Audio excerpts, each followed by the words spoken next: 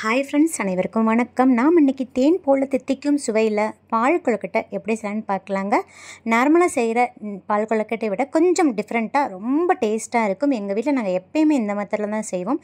செட்டிநாடில் இந்த method of பால் கொழுக்கட்டை ரொம்ப ரொம்ப ஃபேமஸுங்க. பால் கொழுக்கட்டையில் மெயின் ப்ராப்ளமே கொழுக்கட்டை வந்து தண்ணியில் கரைஞ்சி போயிடும். ஆனால் ஒரு கொழுக்கட்டை கூட தண்ணியில் கரையாமல் எப்படி செய்யலாம், அதே மாதிரி அந்த கொழுக்கட்டையும் நல்லா சாஃப்டாக எப்படி செய்யலான்றதுக்கான டிப்ஸ் அண்ட் ட்ரிக்ஸ் நிறைய சொல்லியிருக்கேங்க. ஸோ கண்டிப்பாக ஒரு கொழுக்கட்டை கூட 100% கரையாது, நீங்கள் நம்பி செய்யலாம். இந்த வீடியோவை கடைசி வரைக்கும் ஸ்கிப் பண்ணாமல் பாருங்கள் ஃப்ரெண்ட்ஸ். அப்போ தான் நான் சொல்லியிருக்க டிப்ஸ் எல்லாம் உங்களுக்கு புரிஞ்சு நீங்களும் பர்ஃபெக்டாக பால் கொழுக்கட்டை செய்ய முடியும். வாங்க வீடியோக்குள்ளே போகலாம். அதுக்கு முன்னாடி நம்ம சேனலை சப்ஸ்கிரைப் பண்ணாத நண்பர்கள் ப்ளீஸ் சப்ஸ்கிரைப் பண்ணுங்கள், சப்போர்ட் பண்ணுங்கள். வாங்க இப்போ வீடியோக்குள்ளே போகலாம். சுவையான பால் கொழுக்கட்டை செய்கிறதுக்கு ஃபஸ்ட்டு இந்த மாதிரி கடாய் எடுத்துக்கோங்க. கடாயில் 2 டீஸ்பூன் பாசி பருப்பு சேர்த்து விடுங்க. நார்மலாக நம்ம வச்சுருப்போம் பார்த்தீங்களா, அந்த டீஸ்பூனில் 2 டீஸ்பூன் சேர்த்தா போதும். இது கூடயே 4லிருந்து 5 ஏலக்காயை சேர்த்துருங்க. ஸ்டவ் ஆன் பண்ணிவிட்டு ஃப்ளேமை கம்ப்ளீட்டாக சிம் பண்ணிடுங்க. இப்போ பாசிப்பருப்பு நல்லா சிவந்து பொன்னிறமாக மணம் வர்ற அளவுக்கு வறுத்து கொடுத்துருங்க. பாசிப்பருப்பு வறுபடுறது ரொம்ப ரொம்ப முக்கியங்க. கறியிருச்சுன்னா கொழுக்கட்டையோட டேஸ்ட்டே மாறிடும். இந்த பாசிப்பருப்பு கொழுக்கட்டைக்கு அப்படி ஒரு நல்ல ஒரு டேஸ்ட் கொடுக்கும். ஸோ பாசிப்பருப்பை கவனமாக வறுத்து விட்டுருங்க. இப்போ பாருங்கள், நல்லா சிவந்து பொன்னிறமாக மணம் வர அளவுக்கு வறுபட்டுருச்சு. இதை ஒரு பவுலுக்கு ட்ரான்ஸ்ஃபர் பண்ணிடுங்க. இப்போ இந்த பாசிப்பருப்பை வந்து 2 டைம் தண்ணியில் வாஷ் பண்ணிடுங்க. வாஷ் பண்ணிவிட்டு ஒரு பவுலில் சேர்த்துருங்க. இப்போ இது கூடயே 4 முந்திரி பருப்பை சேர்த்து விட்டுருங்க. சுவைக்காக சேர்க்குறேங்க. இப்போ 1/4 கிளாஸ் நல்லா கொதிக்கிற தண்ணியை இந்த பாசிப்பருப்பு மூழ்கிற அளவுக்கு ஊற்றி விட்டுருங்க. ஏன் பாசிப்பருப்பை வந்து ஏன் சுடுதண்ணியை ஊற்றி ஊற வைக்க சொல்கிறேன்னா, அப்போ தான் சீக்கிரம் ஊறி வரும். ஏன்னா இந்த பாசிப்பருப்பு நல்லா ஊறினா தான் மிக்சியில் நல்லா மையாட்டம் அரைப்படும். ஸோ கொதிக்கிற தண்ணியை ஊற்றிட்டிங்கன்னா ஒரு அரை மணி நேரத்தில் நல்லா ஊறிடுங்க. ஸோ இது ஊறட்டும். இப்போ நெக்ஸ்ட்டு அகலமான கடாய் எடுத்துக்கோங்க. அதில் நான் 1 கப் பச்சரிசி மாவு சேர்த்து விட்றேங்க. நான் இன்றைக்கி கடையில் வாங்கின பச்சரிசி மாவு தான் யூஸ் பண்ணியிருக்கேன். நீங்கள் கடையில் வாங்கின கொழுக்கட்டை மாவாக இருந்தால் கூட எடுத்துக்கலாம். அப்படி இல்லைனா கடையில் வாங்கின இடியாப்பா மாவு கூட எடுத்துக்கலாம். அப்படி இல்லைனா வீட்டில் அரைச்ச மாவை கூட நீங்கள் எடுத்துக்கலாங்க. நான் 1 கப் எடுத்துருக்கேங்க. இப்போ ஸ்டவ் ஆன் பண்ணிவிட்டு ஃப்ளேமை கம்ப்ளீட்டாக சிம் பண்ணிடுங்க. இப்போ இந்த மாவை வந்து நல்லா வாசனை வர்ற அளவுக்கு வறுத்து கொடுக்கணுங்க. மாவு கருகிடக்கூடாது. அதனால் ஃப்ளேம் கம்ப்ளீட்டாக சிம்மில் தாங்க இருக்கணும். கண்டிப்பாக இந்த ப்ராசஸ் செய்யுங்க. அப்போ தான் எவ்வளோ நேரமானாலும் நம்ம செய்கிற அந்த கொழுக்கட்டை வந்து நல்லா பஞ்சு போல் சாஃப்டாக இருக்கும். அதுவும் இல்லாமல் ஒன்றோடு ஒன்று ஒட்டாமல் பிசு பிசுன்னு இல்லாமல் நல்லா தனித்தனியாக அழகாக வெந்து வருங்க. அதனால் கண்டிப்பாக இந்த ப்ராசஸை மறக்காமல் செய்யுங்க. இப்போ எப்படி பதம் பார்க்கணும்னா, இந்த மாவை நம்ம கையில் தொட்டு பார்த்தோம்னா நல்லா சுருன்னு அதோட ஹீட்டு கையில் ஏறணுங்க. அதாவது கை பொறுக்க முடியாத சூட்டில் இருக்கணும். அந்த அளவுக்கு நம்ம இந்த மாவை வந்து நல்லா வறுத்து கொடுத்துடணுங்க. பாருங்கள், இப்போ நல்லா கமகமன்னு வாசனை வந்துச்சு. கையில் தொட்டு பார்த்தோன்னா அப்படியே செம்ம சூடாக இருக்குது. இப்போ அவ்வளோதான். இப்போ ஸ்டவ் ஆஃப் பண்ணிவிட்டு இதை ஒரு அகலமான பவுலுக்கு மாற்றிடுங்க. இப்போ இந்த பச்சரிசி மாவை கம்ப்ளீட்டாக ஆற வச்சிடணுங்க. இது ஆறட்டும். இதுக்கு இடையில அதே மாதிரி ஒரு சாஸ்பேன் எடுத்துக்கோங்க. அதில் வந்து நீங்கள் எந்த கப்பில் பச்சரிசி மாவு அளந்தீங்களோ அதே கப்பில் 1/4 கப்பு நாட்டு சக்கரை எடுத்துக்கோங்க. நான் இன்றைக்கி 1/4 கப்பு நாட்டு சக்கரை சேர்த்துருக்கேங்க. இது கொஞ்சம் தித்திப்பு அதிகமாக இருக்கும். நீங்கள் நார்மலான தித்திப்பு சாப்பிட்றவங்க 1 கப் நாட்டு சக்கரை சேர்த்தா போதுங்க. கருப்பட்டி சேர்க்குறவங்க 1/4 கப்பு சேர்த்துக்கோங்க. ஏன்னா கருப்பட்டி ரொம்ப இனிப்பு சுவை கம்மியாகவே இருக்கும். அதனால் 1/4 கப்பு சேர்த்துக்கலாம். வெல்லம் சேர்க்குறதா இருந்தாலும் 1/4 கப்பு சேர்த்துக்கோங்க. அப்போ தான் கரெக்டாக இருக்கும். பால் கொழுக்கட்டைனா கொஞ்சம் இனிப்பு அதிகமாக இருக்கணுங்க. அப்போ தான் சாப்பிட்றதுக்கு ரொம்ப டேஸ்ட்டாக இருக்கும். இப்போ அதே கப்பில் 1/2 கப் தண்ணி சேர்த்துக்கோங்க. இப்போ இதுக்கு பாகுப்பதம் எதுவும் கிடையாதுங்க. ஸ்டவ் ஆன் பண்ணிவிட்டு ஃப்ளேமை ஹையில் வச்சுக்கோங்க. நாட்டு சக்கரை கரைஞ்சி ஒரு கொதி வந்தால் போதுங்க. இப்போ பாருங்கள், நாட்டு சக்கரை எல்லாம் நல்லா கரைஞ்சிருச்சு. இப்போ இதை வடிகட்டி ஒரு பவுலில் தனியாக வச்சுக்கோங்க. இது இருக்கட்டும். நெக்ஸ்ட் இதே மாதிரி பேன் எடுத்துக்கோங்க. நீங்கள் எந்த கப்பில் பச்சரிசி மாவு அளந்தீங்களோ அதே கப்பில் ஒரு 4 கப் தண்ணி சேர்த்துக்கோங்க. நம்ம இவ்வளோ தண்ணியும் யூஸ் பண்ண போகிறது இல்லைங்க. ஏன்னா இந்த தண்ணியை கொதிக்க வச்சு நம்ம கொழுக்கட்டை மாவில் மிக்ஸ் பண்ண போகிறோம். சில பச்சரிசி மாவு அதிக அளவு தண்ணி இழுக்கும், சில பச்சரிசி மாவு கம்மியான தண்ணி இழுக்குங்க. ஏன்னா நம்ம கடையில் வாங்குறதுனால எந்த பச்சரிசியில் செஞ்சுருப்பாங்கன்னு சொல்ல முடியாது. அதனால் கொஞ்சம் அதிகமாகவே நம்ம தண்ணி கொதிக்க வச்சுக்கிறது நல்லதுங்க. ஏன்னா சம்டைம்ஸ் நம்ம மிக்ஸ் பண்ணிகிட்டு இருக்கும்போது தண்ணி பத்தாமல் போயிடும். அதுக்கப்புறம் நம்ம தண்ணி கொதிக்க வச்சு ஊற்றுறதுக்குள்ளே இந்த மாவு வந்து வறண்டு போயிடும். ஸோ அந்த ப்ராப்ளம்லாம் வராமல் இருக்கிறதுக்கு அதிக அளவு நம்ம தண்ணியை கொதிக்க வச்சுக்கிறது நல்லதுங்க. இப்போ இது கூடயே நான் கொஞ்சமாக சுவைக்கேற்ப சால்ட்டு சேர்த்துக்கிறேங்க.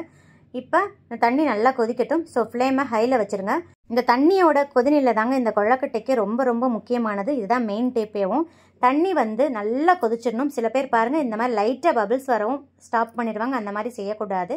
தண்ணி வந்து ஃபுல்லாக ரோலிங் பாயில் ஆகணும். அதாவது 100 டிகிரி செல்சியஸில் தண்ணி வந்து கொதிக்கணுங்க. இதுதான் கரெக்டான கொதிநிலை. இந்த அளவுக்கு கொதிக்க வச்ச தண்ணியை நம்ம மிக்ஸ் பண்ணால் மட்டும்தான் நம்ம செய்கிற கொழுக்கட்டை வந்து கொஞ்சம் கூட கரையாமல் அப்படியே அழகாக வெந்து வருங்க. அதனால் தண்ணியை வந்து இந்த அளவுக்கு நல்லா ஃபுல்லாக கொதிக்க வச்சுருங்க. இதுதான் மெயின் டிப்பேவா. இந்த ஒரு டிப் மட்டும் தெரிஞ்சாவே போதுங்க. நம்ம பால் கொழுக்கட்டை செய்கிறதுல நாம தாங்க எக்ஸ்பர்ட்டாக இருப்போம். இப்போ பாருங்கள் தண்ணி ஃபுல்லாக கொதிச்சிருச்சு. இப்போ ஸ்டவ் ஆஃப் பண்ணிடலாம்.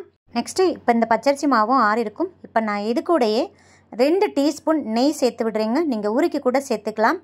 இப்போ இந்த நெய் ஏன் சேர்க்குறோம்னா இந்த கொழுக்கட்டையை நல்லா பஞ்சு போல் சாஃப்டாக்கி கொடுக்குங்க. அதனால தான் நெய் சேர்க்குறோம். உங்களுக்கு நெய் பிடிக்கல அப்படின்னு நினச்சிங்கன்னா நீங்கள் கோகோனட் ஆயில் கூட, அதாவது தேங்காய் எண்ணெய் கூட சேர்த்துக்கலாங்க. எண்ணெயை பொறுத்தளவுக்கு நெய் சேர்த்து செஞ்சிங்கன்னா இந்த கொழுக்கட்டை நல்ல மணமாகவும் நல்லா பஞ்சு போல் சாஃப்டாகவும் இருக்குங்க. ஸோ மறக்காமல் நெய் சேர்த்துக்கோங்க. நெய் சேர்த்துட்டு நல்லா மிக்ஸ் பண்ணி கொடுத்துருங்க. இப்போ நம்ம தண்ணி கொதிக்க வச்சோம் பார்த்திங்களா, அதில் கூட நம்ம நெய் சேர்த்துக்கலாம். ஆனால் அந்த தண்ணி வந்து நிறைய வேஸ்ட் ஆகும். அதே மாதிரி அது கூட அந்த நெய்யும் வேஸ்ட் ஆகுங்க. அதனால தான் நான் இந்த மாவுலேயே நான் நெய்யை சேர்த்து நல்லா மிக்ஸ் பண்ணிடுறேங்க. இப்போ பாருங்கள் நல்லா மிக்ஸ் பண்ணியாச்சு. இப்போ நம்ம கொதிக்க வச்சுருக்கோம் பார்த்திங்கன்னா தண்ணி கொஞ்சம் கூட சூடு ஆறிடக்கூடாது. இந்த கொதிக்கிற தண்ணி அப்படியே எடுத்து நம்ம அதில் ஊற்றணும். ஸோ அதனால் இதே மாதிரி ஒரு மரக்கரண்டி அல்லது கரண்டிக்கு பின்னாடி அந்த பேக் சைடு குச்சி மாதிரி ஏதாவது எடுத்துக்கோங்க. இப்போ இந்த தண்ணியை வந்து ஒரு 1/4 கப் அப்படியே மேலாப்பில் ஊற்றி விட்டுருங்க. ஊற்றின உடனே அப்படியே நல்லா மிக்ஸ் பண்ணி கொடுத்துருங்க. நல்லா அடியில் கூடி நல்லா மிக்ஸ் பண்ணுங்கள். அப்போ தான் எல்லா மாவும் ஒரே மாதிரி வெந்து வரும். எங்கேயுமே அந்த ஒயிட் கலர் மாவு தெரியாத அளவுக்கு மிக்ஸ் பண்ணிக்கோங்க. அதுக்கப்புறம் ஒரு 1/4 கப் தண்ணி ஊற்றிக்கோங்க. தண்ணி கொஞ்சம் கொஞ்சமாக தண்ணி ஊற்றி நல்லா ஈக்குவலாக எல்லா இடத்துலையும் அந்த ஈரம் படுற அளவுக்கு மிக்ஸ் பண்ணி கொடுத்துருங்க. பாருங்கள் இப்போ நல்லா மிக்ஸ் பண்ணி விட்டுருங்க. ஒரே தான் தண்ணி ஊற்றிட்டிங்கன்னா களி மாதிரி ஆயிருங்க. அதனால் பொறுமையாக கொஞ்சம் கொஞ்சமாக தண்ணி ஊற்றி நல்லா ஃபுல்லாக மிக்ஸ் பண்ணிடுங்க. இப்போ எல்லா மாவும் நல்லா ஈரமாயிடுச்சுங்க. தண்ணி ஊற்றும் போது கொஞ்சம் பொறுமையாக தாங்க நம்ம ஊற்றி மிக்ஸ் பண்ணணும். இன்கேஸ் தண்ணியோட அளவு கூடி போயிடுச்சுன்னா நீங்கள் வர மாவு சேர்த்துக்க முடியாது. ஏன்னா ஆல்ரெடி நம்ம இந்த மிக்ஸ் பண்ண மாவு வெந்திருக்கும். அதுக்கடுத்து நம்ம சேர்க்குற மாவு வேகாது. அதனால தாங்க கொஞ்சம் கொஞ்சமாக தண்ணி ஊற்றி மிக்ஸ் பண்ணிக்கோங்க. பாருங்கள் எல்லா மாவும் நல்ல ஈரமாயிடுச்சு. எந்த இடத்துலையும் கொஞ்சம் கூட அந்த ஒயிட் கலர் மாவு தெரியல. இந்த அளவுக்கு நல்லா மிக்ஸ் பண்ணிக்கோங்க. இப்போ இதை மூடி போட்டு க்ளோஸ் பண்ணிடலாம். ஏன்னா ரொம்ப மாவு கொதிக்க கொதிக்க இருக்கும், கை வைக்க முடியாது. ஒரு 2 நிமிஷத்துக்கு மூடி போட்டு க்ளோஸ் பண்ணிடுங்க. ரொம்ப ஆற விட்டுறாதீங்க, இப்போ வறண்டு போயிடும். இப்போ 2 நிமிஷம் ஆயிடுச்சு. மாவு வந்து கை பொறுக்கிற சூட்டில் நல்லா வெதுவெதுன்னு இருக்கும். இப்போ சப்பாத்தி மாவு மிக்ஸ் பண்ணுற மாதிரி நல்லா கை வச்சு ஒரு நிமிஷத்துக்கு நல்லா மிக்ஸ் பண்ணி கொடுத்துருங்க. இப்போ பாருங்கள் எனக்கு கரெக்டாக 1 கப் தண்ணி செலவாக இருக்குங்க. 1 கப் பச்சரிசி மாவுக்கு 1 கப் தண்ணி செலவாயிருக்கு. நான் இன்றைக்கி மாவை வந்து அழுத்தாமல் மேலாப்பில் அளந்து எடுத்திருக்கேன். இன்கேஸ் நீங்கள் அழுத்தி எடுந்தீங்கன்னா 1.25 1/2 கப் தண்ணி கூட செலவாகுங்க இன்றைக்கி. இருந்தாலும் தண்ணியோட அளவை கரெக்டாக சொல்ல முடியாது. அதிக அளவு தண்ணி கொதிக்க வச்சுக்கோங்க. இப்போ பாருங்கள் மாவு எந்த அளவுக்கு நல்லா பஞ்சு போல் சாஃப்டாக இருக்குன்னு விரல் வச்ச நிமிஷம் டக்குன்னு உள்ளே இறங்குது பாருங்கள். இப்படி தாங்க இருக்கணும். இப்போ 2 கையிலையும் நெய் அல்லது எண்ணெய் தடவிக்கோங்க. இப்போ கொஞ்சம் கொஞ்சமாக எடுத்து இந்த மாதிரி குட்டி குட்டி உருண்டைகளாக உருட்டிக்கோங்க. அப்போ தான் சீக்கிரம் அந்த உருண்டைகள் வெந்து வரும். சாப்பிட்றதுக்கும் நல்ல வாட்டமாக இருக்குங்க. இப்போ சின்ன சின்னதாக இந்த மாதிரி கிள்ளி கிள்ளி உருட்டுறதுக்கு நிறைய டைம் எடுக்குங்க. அதனால் ஈஸியாக நம்ம உருட்டுறதுக்கு இந்த மாதிரி கொஞ்சம் மாவு எடுத்து இந்த மாதிரி நீளமாக தேய்ச்சிக்கோங்க. தேய்ச்சிட்டு நைஃப் எடுத்து இந்த மாதிரி கட் பண்ணி விட்டுருங்க. குட்டி குட்டியாக கட் பண்ணிடுங்க. நீங்கள் இந்த மாதிரி சதுரமாக கூட போடலாம். அப்படி இல்லைன்னா இந்த மாதிரி கட் பண்ண போர்ஷன் எடுத்து கடன்னு நம்ம உருட்டிடலாங்க. இந்த மாதிரி நீங்கள் செஞ்சீங்கன்னா 1 நிமிஷத்தில் எவ்வளோ வேணாலும் நம்ம உருட்டலாங்க. இது ரொம்ப ரொம்ப ஈஸியான மெத்தடு. இந்த மாதிரி நம்ம கட் பண்ணிவிட்டு உருண்டைகளாக உருட்டிடுங்க கடன்னு. சில பேர் வந்து நீள் வாக்கில் கூட உருட்டுவாங்க. அது அவங்களோட விருப்பம். இன்னும் சில பேர் என்ன பண்ணுவாங்கன்னா இந்த மாதிரி உருண்டைகளாக உருட்டுறதுக்கு லேட் ஆகுதுன்னு இந்த இடியாப்ப குழல், இந்த முறுக்கு பிழிகிற குழல்லாம் பிழிஞ்சு விட்ருவாங்க. ஸோ அதை வேறு நம்ம கழுவணும். ஸோ இந்த மெத்தடில் நீங்கள் ட்ரை பண்ணி பாருங்கள். நல்லா நீளமாக தேய்ச்சிட்டு கட் பண்ணிவிட்டு கடன்னு உருட்டிடுங்க. ரொம்ப ரொம்ப ஈஸி மெத்தட். ட்ரை பண்ணி பாருங்கள். இப்போ எல்லா மாவையும் உருண்டைகளாக உருட்டிடாதீங்க. கொஞ்சம் மாவும் தனியாக ஒரு பவுலில் எடுத்து வச்சுக்கோங்க. இப்போ நெக்ஸ்ட்டு அகலமான அடிக்கணமான கடாய் எடுத்துக்கோங்க. எப்பயுமே பால் கொழுக்கட்டை செய்கிறதுக்கு அகலமான கடாய் எடுத்துக்கோங்க. இப்போ எந்த கப்பில் பச்சரிசி மாவு வளர்ந்தீங்களோ அதே கப்பில் ஒரு 4 கப் தண்ணி சேர்த்து விட்றீங்க. இது 4லேருந்து 5 பேர் இருக்கிற ஃபேமிலி தாராளமாக கொழுக்கட்டை சாப்பிட்லாம். அந்த அளவுக்கு நான் தண்ணி வச்சுருக்கேன். இப்போ ஸ்டவ் ஆன் பண்ணிவிட்டு ஃப்ளேமை ஹையில் வச்சுக்கோங்க. தண்ணி நல்லா கொதிக்கட்டும். பாருங்கள் தண்ணி இந்தளவுக்கு நல்லா கொதிக்கணும். கொதிக்கவும் நம்ம உருண்டைகளை சேர்த்துடலாம். நீங்கள் பயப்படாமல் தாராளமாக சேர்க்கலாம். இப்போ ஃப்ளேமை வந்து மீடியமில் வச்சுக்கோங்க. மீடியமில் வச்சுட்டு அப்படியே உருண்டைகளை பூ போல் தூவி விடுங்க. ஒரே இடத்துல குவிக்காதீங்க.